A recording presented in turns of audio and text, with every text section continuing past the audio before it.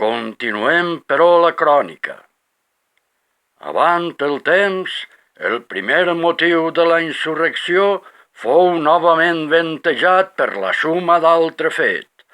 A la mort de l'antic rei, que deixà nostra nació sense un príncep descendent, es produí un greu conflicte que va copsar el continent.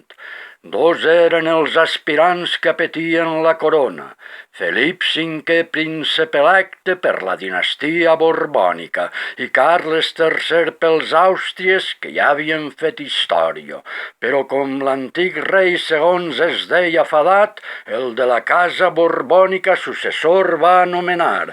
Dos bàndols d'ocs s'han format, els senyors nobles i clergues i algun astut jurat, que en ajudar el borbònic botiflers tots són cridats. El poble menut és lògic, ha escollit l'altre costat, i amb el mode dels maulets són per tot arreu nombrats. I com podreu adonar-vos, tots dos estan enfrontats i donen moltes raons per continuar lluitant.